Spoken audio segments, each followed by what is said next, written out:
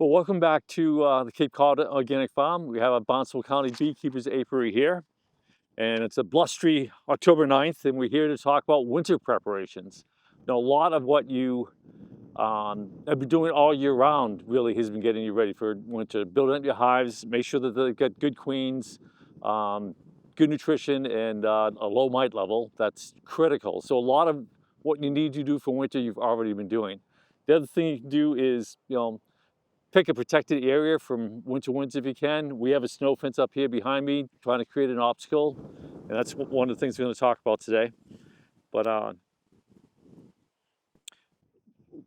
lot of people ask, when do I get ready for winter? And the answer, well, again, you start in the spring, but there are 8 or so critical things that you can do in the last week in November and the first week of December to really get ready. That's the go time as far as doing your final prep, okay? So one of the things we do, and I'm including it here first because I think it's the foremost thing you should be doing, is taking one last crack at getting your rural mite population under control. So what I'd advocate doing, and if it fits into your integrated pest management plan, is last week of November, first week of December, pick a 40 to 50 temperature day and do an oxalic acid dribble. That was a game changer for me. I started having hives survive through the winter once I started doing that. I'd really urge anybody to do it. It can be done with some very simple tools. I've got a 50 millimeter syringe that I've taken the time to actually mark the 5 millimeter increments on, so that I know I can hit the bees easily. I get a jar for my oxalic acid and sugar water, and I've got my oxalic acid. They're all available off of Amazon or Better Bee. It's total, I spent way less than $25 on this, and in the last few years, and it's just the best thing you can do. The reason we bring up an oxalic acid dribble first is because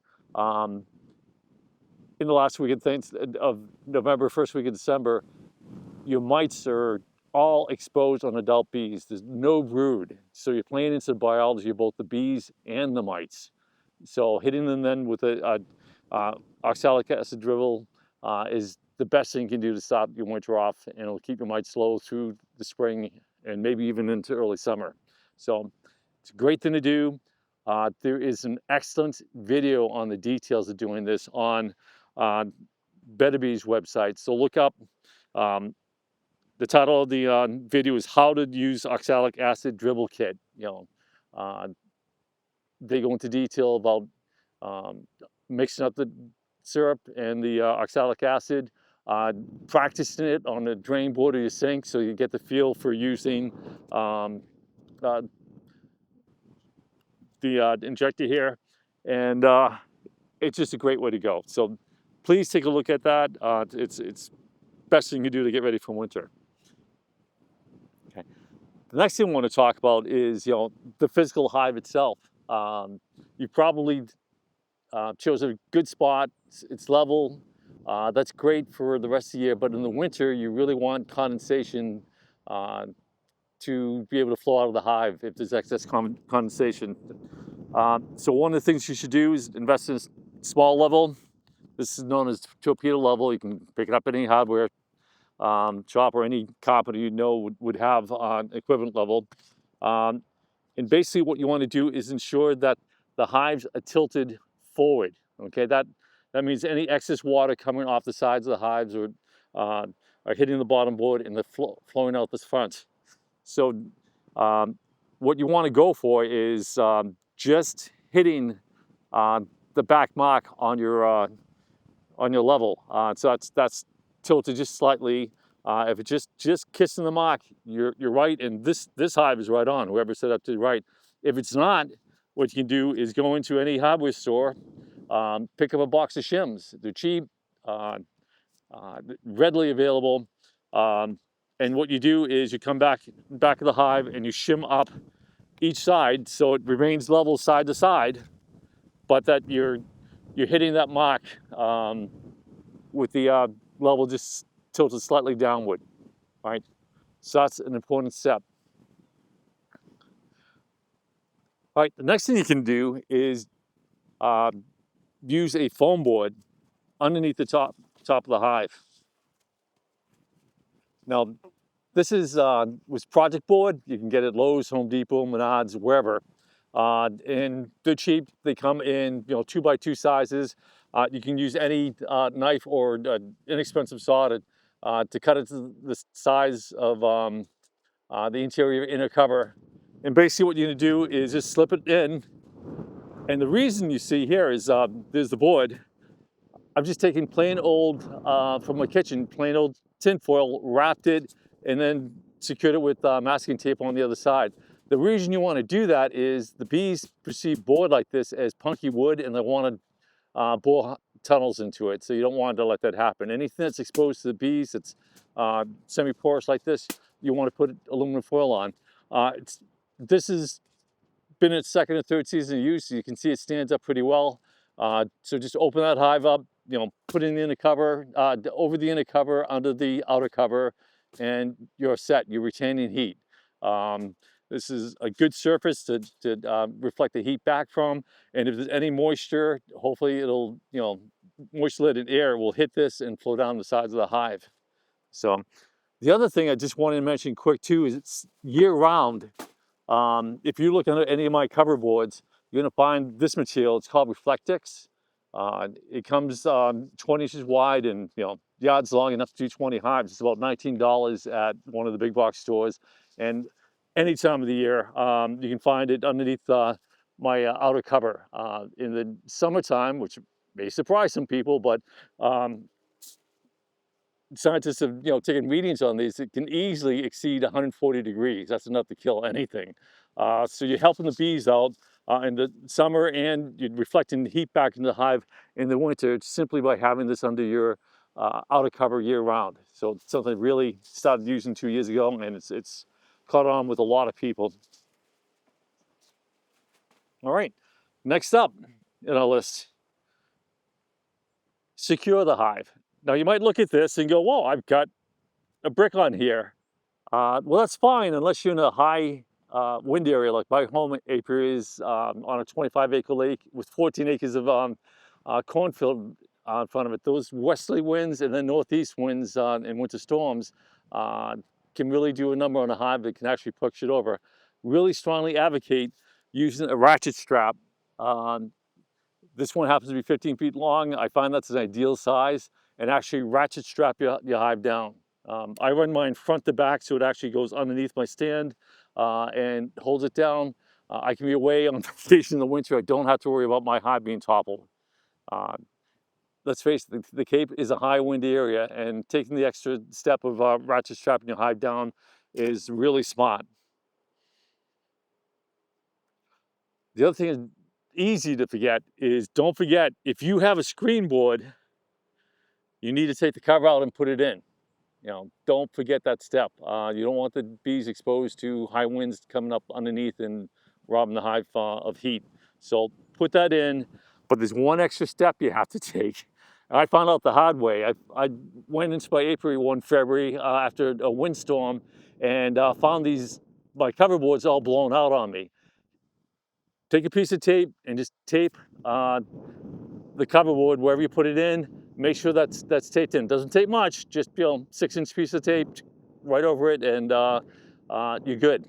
Okay, so don't forget to secure your screen board covers. Okay.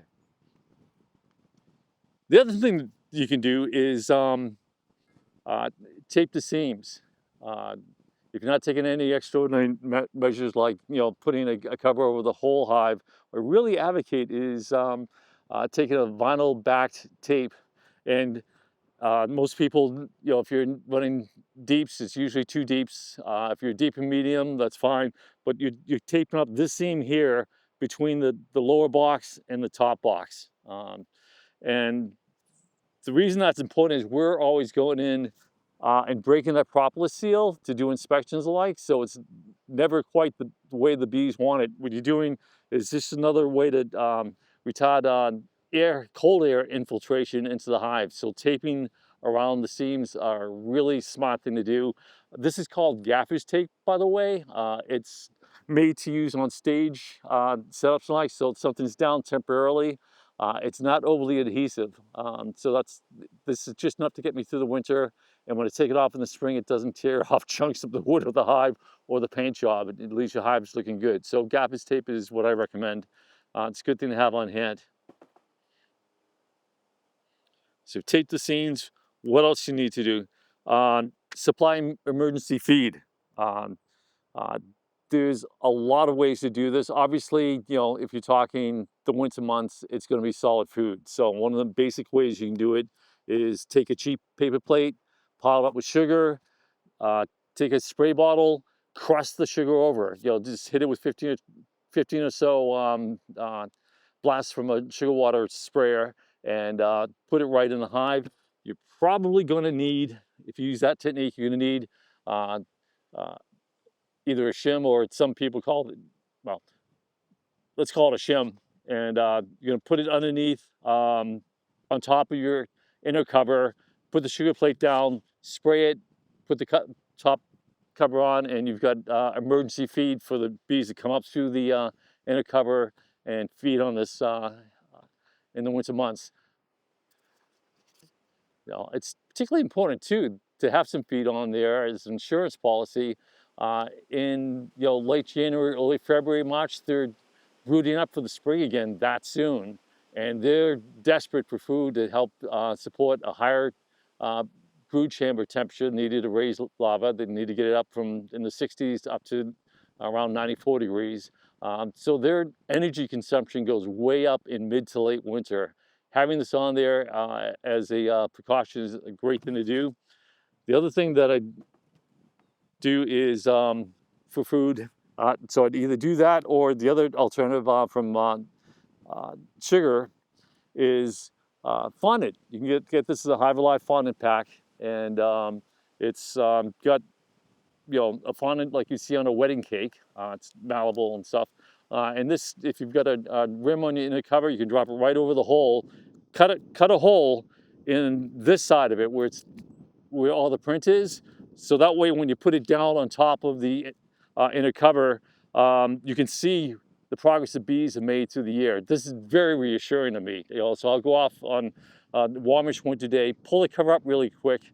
And because that's on the inner cover, the bees can't get out. They're still protected in their warm envelope in the hive. But I can see through the plastic and know that they're still alive, and they are taking down feed in mid to late winter. So that's very reassuring to me. It's got some seaweed extract in it, which is very helpful. And this actually is scientifically been proven to help against nosema, which is an early spring disease. So this is on there just in time. By the time they finish eating the regular supplies, they're up into this, and they're getting a boost against nosema.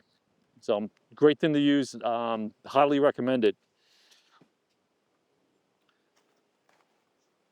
So the other thing I want to talk about too is a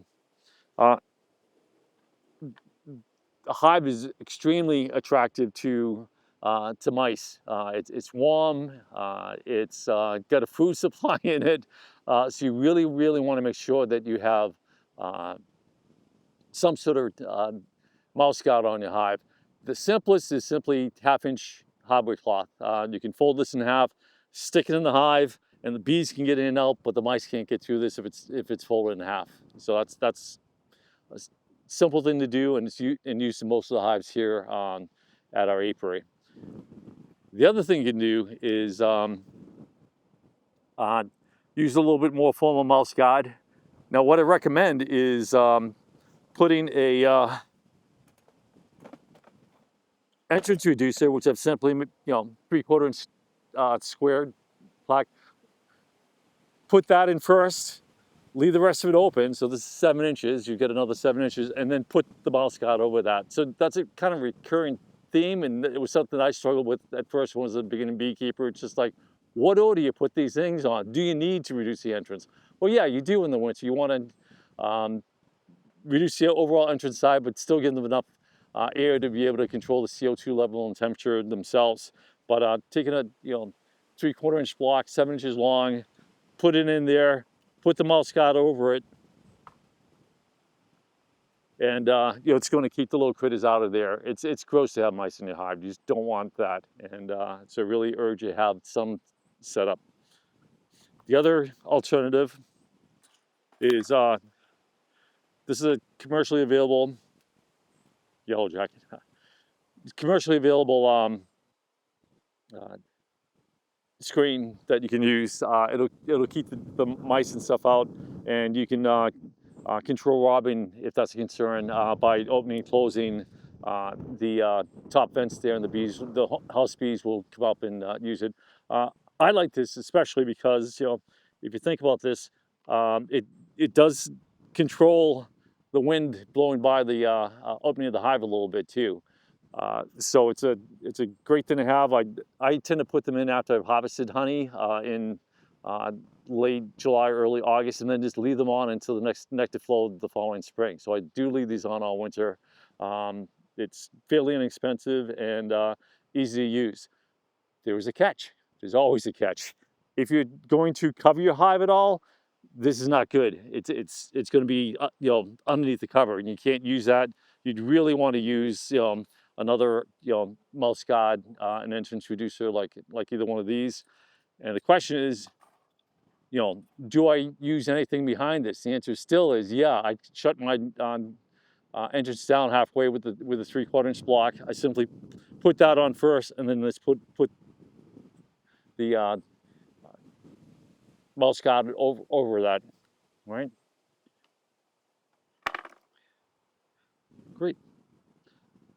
And that is about it. Those are the bare minimum things you need to do.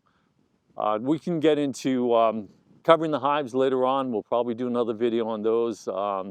It's not necessary. I know a lot of semi-commercial, you know, sideliners, if you will, beekeepers with 50 to 100 hives. They do, you know, minimal preparations. They really trust in the bees themselves to get them through the winter. They will do that if you've kept them healthy through the year. If they brood it up enough, they have a healthy winter population, and you've gotten your varroa mites down low. You can do minimal winter preps. They leave them bare, you know. So I'm a hobbyist, probably like you are, and I don't have that many hives I can afford, you know, 20, 30, 40% losses. So I try to get that, you know, winter loss rate down. And I think the 8 things that I've talked about so far is a good way to do that. So good luck getting through your winter, and see you next time.